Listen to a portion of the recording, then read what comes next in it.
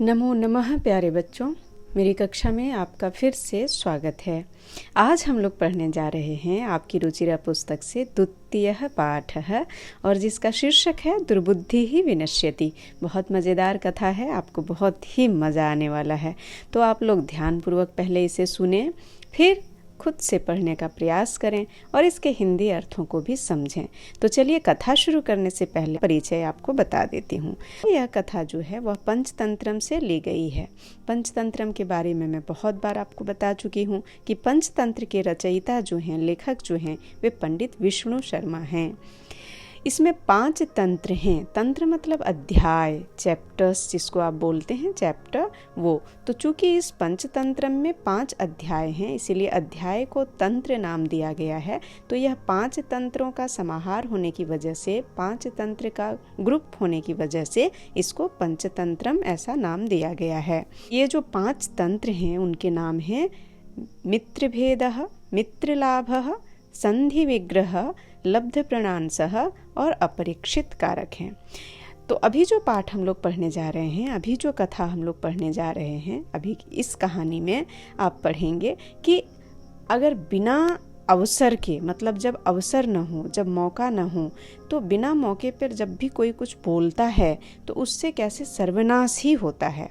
अगर बिना ज़रूरत के कभी अगर बोला जाए, आवश्यकता से अधिक बोला जाए, जैसा कि मैं आपको हमेशा से समझाती आई हूँ कि वाणी बहुत कीमती होती है, वाणी का बहुत महत्व होता है। अगर आपने समय पर बोला तो यह सम्यक काम करती है, शुभ फल देती है, आपके कार्य को सिद्ध करती है। लेकिन अगर अनावश्यक बोला, बिना मौके पे बोला, बिना मतलब के बोला, तो वह व्यर्थ हो जाती है और उल्टा आपका कुछ न कुछ अहित कर देती है, आपका कुछ विनाश कर देती है। तो कभी कभी क्या होता है कि हम चुप रहकर भी, मौन रहकर भी अपना काम चला सकते हैं। तो मुख्यतः इस कथा में क्या संदेश दिया गया है कि जहाँ आवश्यक न हो, जहाँ बोलना जरूरी ना हो, वहाँ नहीं बोलना चाहिए।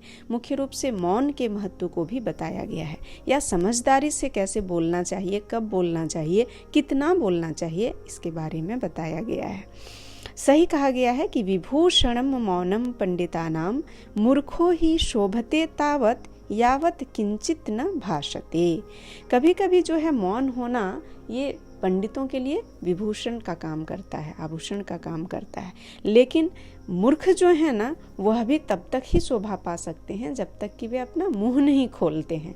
तो जब तक अगर कोई अपना मुंह ना खोले, अगर उसको ज्ञान नहीं भी है, अगर कोई अज्ञानी भी है, लेकिन अगर वह मुंह नहीं खोलता है, तब तक वह शोभा ही पाता है, यानी कि उसका कुछ नहीं बिगड़ता है। अंग्रेजी में भी एक कहावत है कि everybody is a gentleman until he opens his mouth. तो हमारे बोलने के तरीके से, हमारे शब्दों के चयन से लोग हमें हमारा परिचय जान लेते हैं। तो चलिए, मैंने बहुत लंबा चौड़ा इंट्रोडक्शन दे दिया है इस कथा का पहले ही। अब हम लोग झटपट इस कहानी को पढ़ते हैं, जिसमें कि हमें आने वाला है बहुत सा मज़ा। तो फिर आप लोग अच्छे से बैठ जाइए और पढ़ना शुरू कर दीजिए। इसका शीर्षक है दुर्बुद्धि ही विनश्यति। इसका मतलब हुआ कि जो दुष्ट बुद्धि वाले होते हैं या खराब बुद्धि वाले होते हैं, जो खराब बुद्धि कहने का मतलब कि जब अनावश्यक अपनी बुद्धि का प्रयोग करते हैं, ऐसे लोगों की या ऐसे प्राणियों का विनाश हो जाता है। तो बुद्धि कब दुर्बुद्धि बन जाती है? जब उसका हम अनावश्यक प्रयोग करते हैं। तो इस कथा में ऐसा ही आपको कुछ देखने को मिलेगा। तो आइए फिर सीधे हम लोग कथा को पढ़ते हैं। अस्ति मगध देशे फुल्लोत्पल नाम सरह। मगध देश में, मगध देश सप्तमी एक वचन है, फुल्लोत्पल नाम सरह, फुल्लोत्पल नाम का, सरह माने तालाब, कि मगध देश में फुल्लोत्पल नाम का तालाब था। सिंपल है, क्लियर है। तत्र संकट विकटौ हंसौ निवसतः। तत्र माने वहां, और संकट और विकट ये 2 हंस के नाम हैं। हंसौ क्यों हुआ? द्विवचन हुआ क्योंकि 2 हैं। संकट और विकट 2 हंस थे, इसलिए हंसौ, और निवसतः भी इसलिए हुआ। तीतः अंति, आपको याद हो ट्रांसलेशन वाले वीडियो से कि हंसः, हंसौ, हंसाः। तो हंसौ द्विवचन, द्विवचन क्यों हुआ? क्योंकि संकट और विकट दो हैं, इसीलिए। तत्र संकट विकटौ हंसौ निवसतः, वहां पर यानी कि वहां उस तालाब में दो हंस रहते थे, एक का नाम संकट था और दूसरे का नाम विकट था। कंबुग्रीव नामकः, कंबुग्रीव नाम का मतलब कि एक ऐसा उनका मित्र था। कंबुग्रीव नामकः तयोः मित्रम् एकः कूर्मः अपि तत्रैव प्रतिवसति स्म। कंबुग्रीव नाम का, तयोः मतलब उन दोनों का, किन दोनों का? दोनों हंसों का। मित्रम एकः, एक मित्र, कूर्मः माने कछुआ, एक कछुआ जो था वह भी उन दोनों का जो मित्र था, अपि माने भी, तत्रैव, तत्र जोड़ एव, वहां रहता था। उन दोनों का एक मित्र भी था जिसका नाम कंबुग्रीव था और वह भी उसी तालाब में प्रतिवसति स्म, रहता था। अस्ति मगध देशे फुल्लोत्पल नाम सरः, तत्र संकट विकटौ हंसौ निवसतः। कंबुग्रीव नामकः तयोः मित्रम् एकः कूर्मः अपि तत्रैव प्रतिवसति स्म। मगध देश में फुल्लोत्पल नाम का एक तालाब था, वहां संकट और विकट नामक दो हंस रहते थे। कंबुग्रीव नाम का उन दोनों का एक कछुआ मित्र भी वहीं पर रहता था। अथ एकदा धीवरः तत्र आगच्छन्, एक बार, एक बार, धीवरः मतलब मछुआरे, धीवरः बहुवचन है, धीवरः, धीवरौ, धीवराः, बहुत सारे मछुआरे, तत्र मने वहां, आगच्छन् मतलब आए। ते अकथयन्, वे बोले या उन्होंने कहा, वयं श्वः मत्स्य कूर्मादिन मारयिष्यामः, हम लोग, स्वः मने आने वाला कल, टुमारो, हम लोग कल मत्स्य कूर्मादिनः मतलब मछलियों और कछुओं को मार देंगे। मत्स्य कूर्मादिन मतलब मछलियों और कछुओं को कल मारेंगे। क्या किसने कहा? मछुआरों ने कहा। एतत् श्रुत्वा कूर्मः अवदत्, यह सुनकर कछुए ने बोला। मित्रे, मित्रे क्यों कहा? क्योंकि दो मित्रों को वह संबोधित कर रहा है। मित्रम, मित्रे, मित्राणि, मित्रे द्विवचन। मित्रे किम युवाभ्याम धीवराणाम वार्ता श्रुता, क्या तुम लोगों के द्वारा धीवराणाम मतलब मछुआरों की वाणी सुनी गई? कहने का मतलब है कि क्या तुम लोगों ने मछुआरों की बात सुनी? अधुना किम अहम करोमि, अब मैं क्या करूंगा, अब मैं क्या कर सकता हूँ? यह कछुए ने उनसे पूछा। हंसौ अवदताम, दोनों हंसों ने बोला, प्रातः यद उचितम तत् कर्तव्यम, प्रातः यद उचितम तत् कर्तव्यम, बोला सुबह जैसा उचित होगा वैसा हम लोग करेंगे। कूर्मः अवदत्, मैं वम मतलब माँ एवं, तद यथा हम अन्यम हृदम गच्छामि तथा कुरुतम, आवाम किं करवाव, कूर्मः अवदत्, अहम युवाभ्याम सह आकाशमार्गेण अन्यत्र गन्तुम इच्छामि, कछुए ने बोला ऐसा नहीं। तद यथा हम, अब मैं बताता हूँ कि अन्यम हृदम गच्छामि, मैं दूसरे तालाब में जाना चाहता हूँ, तो मैं जैसा कह रहा हूँ वैसा करो। हंसों ने कहा, दोनों हंसों ने बोला, आवाम किम करवावा, तो हमें क्या करना चाहिए? कछुए ने बोला, अहम युवाभ्याम सह आकाश मार्गेण अन्यत्र गंतुम इच्छामि, मतलब मैं तुम दोनों के साथ, युवाभ्याम सह तुम दोनों के साथ, आकाश मार्गेण मतलब आकाश मार्ग से, अन्यत्र गंतुम इच्छामि अन्य जगह पर जाना चाहता हूँ। एक बार फिर से इसको शुरू से पढ़ते हैं आप, ताकि आप पढ़ना सीख सकें। अस्ति मगध देशे फुल्लोत्पल नाम सरः, तत्र संकट विकटौ हंसौ निवसतः। कंबुग्रीव नामकः तयो मित्रम् एकः कूर्मः अपि तत्रैव प्रतिवसति स्म। अथ एकदा धीवरः तत्र आगच्छन्, ते अकथयन्, वयं श्वः मत्स्यकूर्मादिन् मारिष्यामः। एतत् श्रुत्वा कूर्मः अवदत्, मित्रे किं युवाभ्यां धीवराणां वार्ता श्रुता, अधुना किम् अहं करोमि? हंसौ अवदताम्, प्रातः यद् उचितं तत् कर्तव्यम्, कूर्मः अवदत् मैवं तद् यथा अहमन्यं हृदं गच्छामि तथा कृतं। हंसौ अवदताम् आवां किं करवाव। कूर्मः अवदत् अहं युवाभ्यां सह आकाशमार्गेण अन्यत्र गंतुम इच्छामि। हिंदी भी एक बार शुरू से। मगध देश में फुल्लोत्पल नाम का तालाब था। वहां संकट और विकट नाम के 2 हंस रहते थे। कंबुग्रीव नाम का उन दोनों का एक कछुआ मित्र भी वहीं पर रहता था। अथ एकदा धीवराः तत्रागच्छन्। एक बार वहां कुछ मछुआरे आए और उन्होंने बोला कि कल हम लोग मछलियों और कछुओं को मार देंगे। यह सुनकर कछुआ बोला कि मित्र, तुम लोगों ने क्या मछुआरों की बात सुनी? अधुना किम अहम करोमि, अब मैं क्या करूंगा? हंसौ अवदताम कि सुबह जैसा होगा वैसा उचित कार्य हम लोग करेंगे। कछुए ने बोला नहीं, ऐसा नहीं। अब क्या है कि मैं दूसरे तालाब में जाना चाहता हूँ, तो तुम लोग भी वैसा करो। हंसौ अवदताम आवाम किम करवाव। हंसों ने बोला कि हम लोग क्या कर सकते हैं या हमें क्या करना चाहिए? तो कछुए ने बोला कि मैं तुम दोनों के साथ आकाश मार्ग से अन्य जगह पर जाना चाहता हूँ, तो कृपया मेरी मदद करो और मुझे ले चलो। हंसौ अवदताम अत्र कः उपायः। कच्छपः वदति युवां काष्ठदण्डम् एकं चञ्च्वा धारयताम्। अहं काष्ठदण्डमध्ये अवलम्ब्य युवयोः पक्षबलेन सुखेन गमिष्यामि। हंसों ने पूछा या बोला कि अब क्या उपाय है? तो कछुए ने कहा कि तुम दोनों काठ की एक लकड़ी को अपनी चोंच से पकड़ लेना, अपनी चोंच में धारण कर लेना, चोंच में पकड़ लेना, दोनों दो सिरे में, दोनों दो छोर में पकड़ लेना। अहम काष्ठदंड मध्य, और मैं उस काठ की लकड़ी के बीच में, उस बीच में अपनी चोंच को फंसाकर, है ना, लटक जाऊंगा। युवयोः पक्ष बलेन सुखेन गमिष्यामि, और तुम दोनों के सहायता से मैं सुख से चला जाऊंगा। दोनों दो साइड से लकड़ियां पकड़ लेगा तो उसको और उड़ेगा, और बीच में कछुआ अपनी चोंच में उस लकड़ी को पकड़ लेगा और सुख से चला जाएगा। ऐसा उसने प्लानिंग बताई। हंसौ अकथयताम, हंसों ने कहा संभवती एषः उपायः, शायद यह एक उपाय है, किंतु अत्र एकः अपायः अपि वर्तते, किंतु यहाँ पर एक इसका दुर्गुण भी है, एक दोष भी है इसका। आवाभ्याम नीयमानं त्वम् अवलोक्य जनाः किंचित वदिष्यन्ति एव।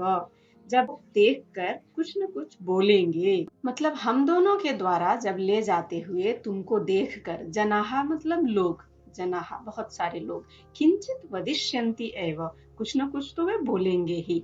यदि त्वम उत्तरम दास्यसि, अगर तुम उत्तर दोगे, तदा तव मरणम निश्चितम, तो तुम्हारा मरना निश्चित है। अतः त्वम अत्रैव वस, इसलिए तुम यहीं पर रहो। अत्रैव, अत्र जोड़ एव, यहीं पर, वसा मतलब रहो, यहीं पर रुक जाओ, यहीं पर रहो, ऐसा उसने कहा। तत् श्रुत्वा क्रुद्धः कूर्मः अवदत्, यह सुनकर कछुए ने गुस्से से कहा किम अहम मूर्खः, क्या मैं मूर्ख हूँ? उत्तरम ना दर्शामि, मैं उत्तर नहीं दूंगा। किंचिद अपि न वदिष्यामि, मैं कुछ भी नहीं बोलूंगा। अतः अहम यथा वदामि तथा युवाम कुरुतम, इसलिए मैं जैसा बोलता हूँ वैसा तुम दोनों करो। चलिए एक बार पढ़ती हूँ शुरू से। हंसौ अवदताम अत्र कः उपायः। कच्छपः वदति युवां काष्ठदण्डम् एकं चञ्च्वा धारयताम्। अहं काष्ठदण्डमध्ये अवलम्ब्य युवयोः पक्षबलेन सुखेन गमिष्यामि। हंसौ अकथयताम् संभवति एषः उपायः, किन्तु यत्र एकः अपायोऽपि वर्तते। आवाभ्यां नीयमानं त्वाम् अवलोक्य जनाः किंचित वदिष्यन्ति एव। यदि त्वम् उत्तरं दास्यसि तदा तव मरणं निश्चितम्। अतः त्वम् अत्रैव वस। तत् श्रुत्वा क्रुद्धः कूर्मः अवदत् किम् अहं मूर्खः, उत्तरं न दास्यामि, किंचित अपि न वदिष्यामि। अतः अहम यथा वदामि तथा युवाम कुरुतम। दोनों हंसों ने पूछा कि अब क्या उपाय है। तो कछुए ने कहा कि तुम दोनों एक काठ की लकड़ी को अपनी चोंच से पकड़ लो और मैं काठ के उस लकड़ी के बीच में अपने मुंह से पकड़कर तुम दोनों की सहायता से बिल्कुल सुखपूर्वक यहाँ से मैं चला जाऊंगा। तो हंसों ने कहा कि संभवती एषः उपाय, शायद यह एक अच्छा उपाय है, किंतु इसमें एक दोष भी है, एक अपाय भी है, एक दुर्गुण भी है इसका। आवाभ्याम नियमानम त्वाम अवलोक्य, हम लोगों के द्वारा तुमको ले जाते हुए देखकर लोग कुछ जरूर बोलेंगे।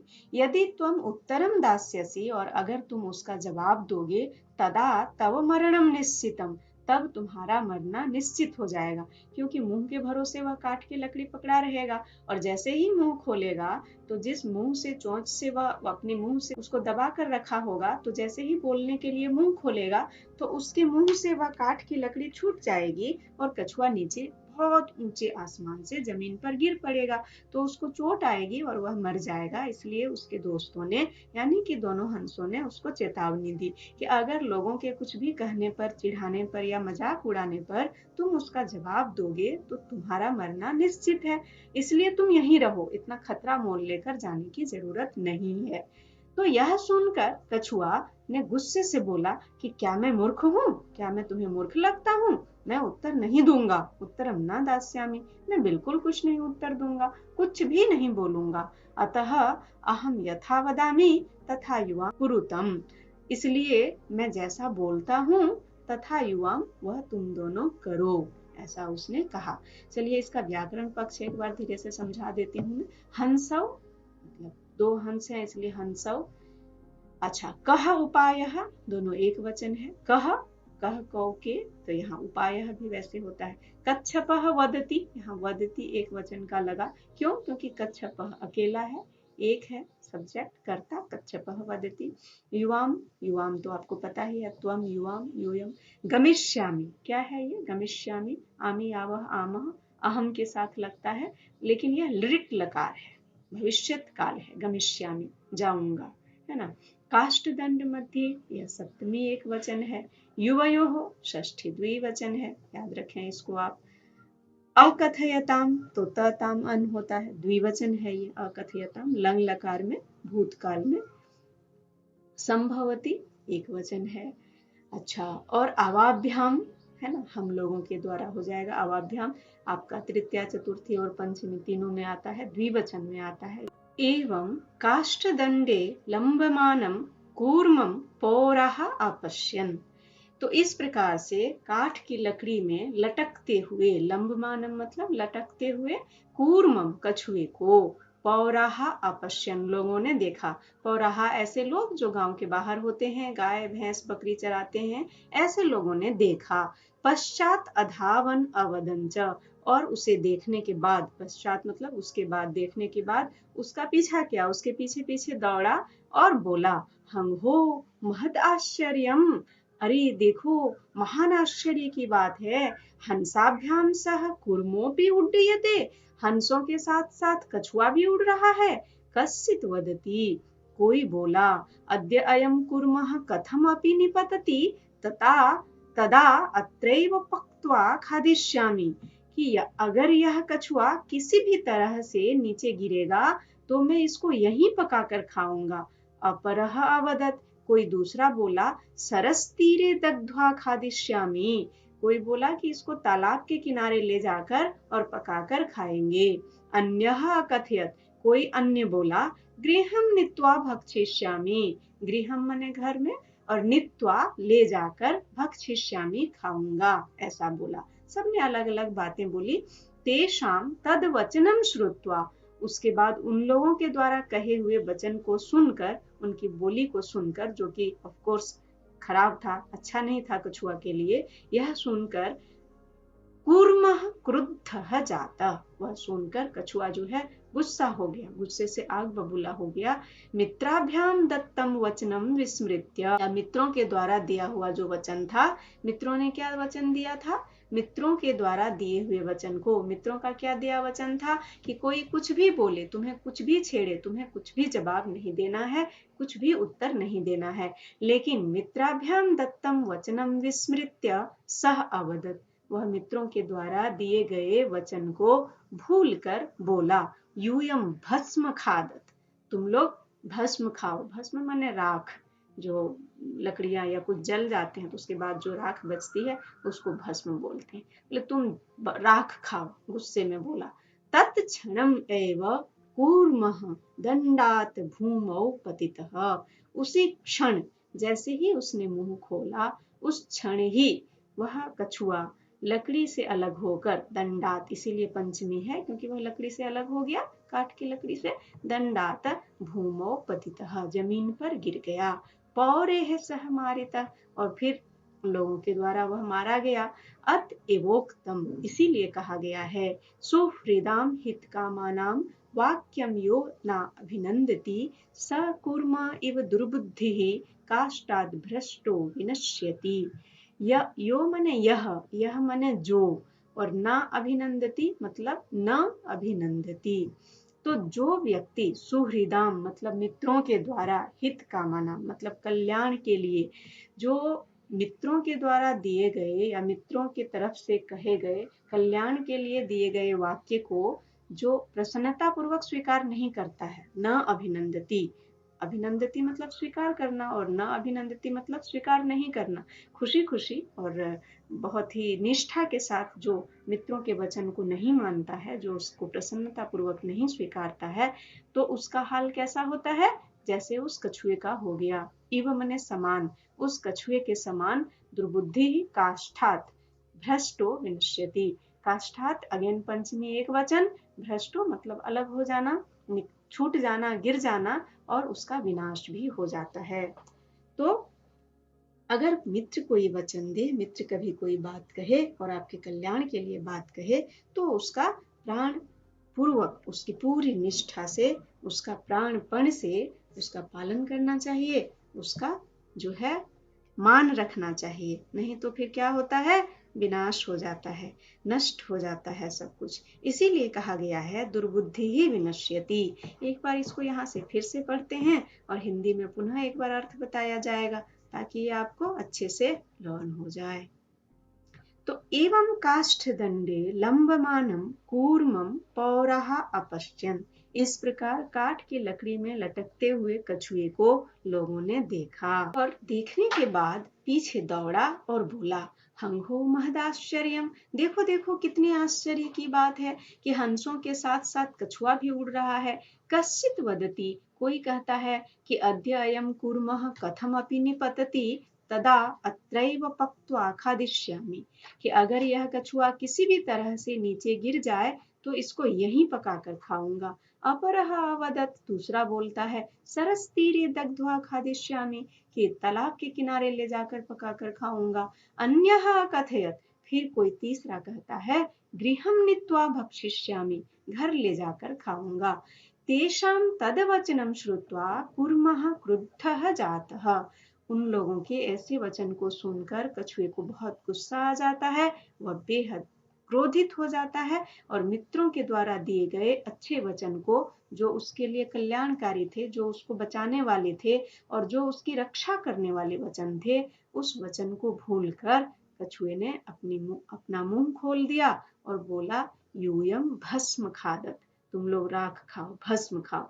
और उसी क्षण कछुआ लकड़ी से अलग होकर जमीन पर गिर पड़ा और लोगों ने उसे मारकर खा लिया। इसीलिए कहा गया है, सुहृदाम हित कामानाम वाक्यम यो नाभिनंदति स कूर्म इव दुर्बुद्धि काष्ठाद् भ्रष्टो विनश्यति, कि मित्रों के द्वारा दिए गए कल्याणकारी वचनों को जो व्यक्ति प्रसन्नता पूर्वक स्वीकार नहीं करता है, उसका विनाश उसी प्रकार हो जाता है जैसे लकड़ी में लटकते हुए उस कछुए को हो गया, जिसने दुर्बुद्धिवश मुंह खोला और वह लकड़ी से अलग होकर जमीन पर गिर गया और मर गया। तो बिल्कुल अपने शीर्षक के हिसाब से यहाँ पर बहुत अच्छे से इस कहानी को समझाया गया है और इसमें एक बड़ा ही बेहद ही उचित संदेश दिया गया है। तो आशा ही नहीं, पूरा विश्वास है कि आपने इस कहानी को पढ़ना समझ लिया होगा, शब्दों का अर्थ समझ लिया होगा, इसके हिंदी अर्थ सीख लिए होंगे। अभी आप इसको घर पर पढ़ने का प्रयास करें। पढ़ने के साथ साथ आप देखें कि आप इसको समझ पा रहे हैं या नहीं। जो जो इसमें व्याकरण के शब्द हैं, अगर आपको लगता है कहीं विभक्ति है, वचन है, लिंग है, तो कारक के चिन्ह हैं, तो उनको आप चिन्हित कर लें, उसको आप अलग से लिख लें। उसके बाद कठिन शब्दों के अर्थ भी लिख लें और फिर आप जो यहाँ पर श्लोक दिया हुआ है उसका अन्वय आप स्वतः बनाने का प्रयास करें, क्योंकि मैंने बता ही दिया है। अगर आप बना सकते हैं तो बहुत अच्छी बात है, नहीं बनाते हैं तो आगे फिर कभी प्रश्न उत्तर बनाने के दौरान या कभी मैं करा दूंगी। तो इस तरह से आप इसको पढ़ें, समझें और इसको पढ़ने और समझने के बाद इसके प्रश्न और अभ्यास को भी आप बना लें। तो बच्चों, आज के लिए इतना ही। फिर मिलेंगे एक नए टॉपिक के साथ नए वीडियो में। तब तक के लिए धन्यवादः। पुनः मिलामः। आप पढ़ते रहिए, लाइक करते रहिए, कमेंट करते रहिए, प्रश्न पूछते रहिए, क्योंकि आप जितना प्रश्न पूछेंगे मुझसे मैं उतनी कठिन मेहनत करूंगी। मैं वैसे अच्छे अच्छे वीडियोस बनाऊंगी ताकि आप अपनी पढ़ाई सुचारू रूप से घर में रहकर भी करते रहें। तो चलें फिर मिलते हैं। नमस्कारम।